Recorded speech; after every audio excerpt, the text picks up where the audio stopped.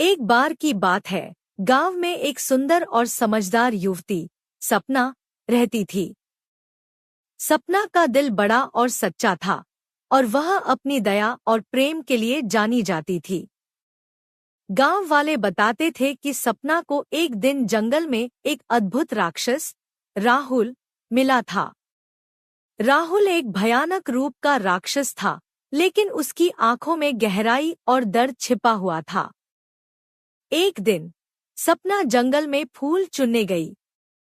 उसकी मासूमियत और सुंदरता ने राहुल को आकर्षित किया। राहुल ने सपना को छिपकर देखा और धीरे धीरे उसे जानने लगा। सपना ने जब जंगल में राहुल के पास अपने फूल गिराए तो राहुल ने उनसे संपर्क किया।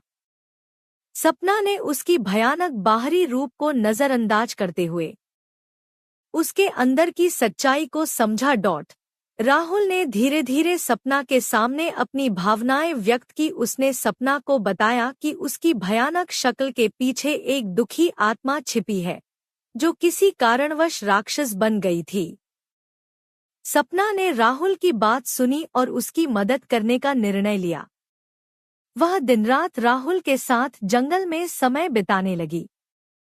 उसकी पीड़ा और दुख को समझने की कोशिश की। सपना की दया और प्रेम ने राहुल के दिल को छू लिया। उसने महसूस किया कि सपना उसे बिना किसी शर्त के स्वीकार कर रही है। दोनों के बीच एक अनोखा संबंध बन गया। सपना ने राहुल को अपनी आंखों से न देखने की कोशिश की और उसकी आत्मा की सुंदरता को महसूस किया। समय के साथ राहुल की भयानक शक्ल में बदलाव आने लगा।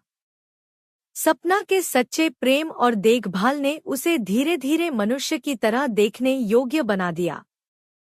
एक दिन जब राहुल पूरी तरह से बदल चुका था, सपना ने उसे अपने साथ गांव में लाने का निर्णय लिया।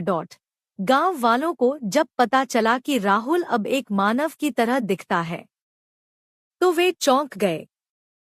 उन्होंने सपना और राहुल की प्रेम कहानी को स्वीकार किया और दोनों की शादी की व्यवस्था की।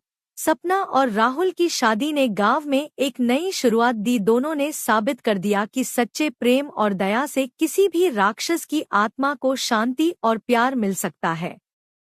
उनकी प्रेम कहानी ने सभी को यह सिखाया कि बाहरी रूप के बजाय किसी की सच्ची आत्मा और भावनाओं को समझना महत्वपूर्ण है।